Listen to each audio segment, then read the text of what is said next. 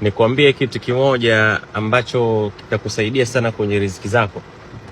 Usimuona wewe una duka au hauna duka, unafanya biashara online, unawinga. Lakini si unaona haulali njaa, unapata chochote kitu. Sasa ngoja nikufundishe kitu ili kufanya hela yako iongezeke na iwe nyingi zaidi. Kila biashara kubwa, mimi nakuibia siri hii, usimwambie mtu. Kila biashara kubwa unazozijua, wana fungu maalum wamelitenga kwa ajili ya kutoa sadaka. Yaani kila biashara kubwa kuna fungu maalum wamelitenga kwa ajili ya kutoa sadaka. Kwa nini? Riziki zinapatikana kwa sababu tofauti tofauti. Mfano, ikiwa umeoa unapata riziki ni kwa sababu ya yule mwenza wako. Ikiwa una mtoto utapata riziki kwa sababu ya mtoto wako na mwenza wako.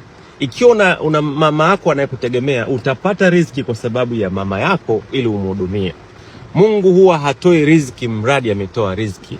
Anatoa riziki kwa sababu maalum.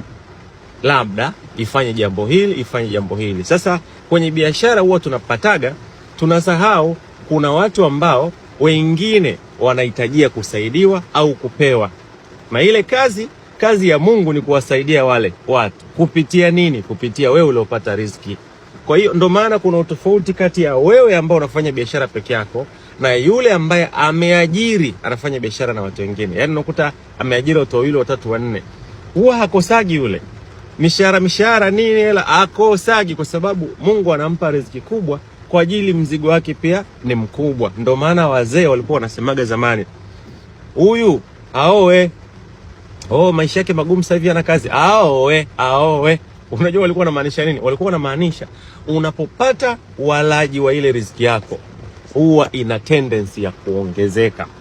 Sisemi leo mkaoe, hapana, kuoa ni mkakati, ila mimi natoa mfano kwamba kwa nini wazee walisema hayo maneno. Walisema maneno kwa sababu ya hiyo reason. Kwa hiyo naomba ndugu mfanye biashara, ndugu mchakarikaji, katoe riziki kwa wengine, katoe kalisho wengine. Unaona hivyo ni kuna mtu kashindwa kutoka na ana wazazi, ana watoto wanamtegemea. Kwa hiyo saidia wengine, wape riziki na wao wale.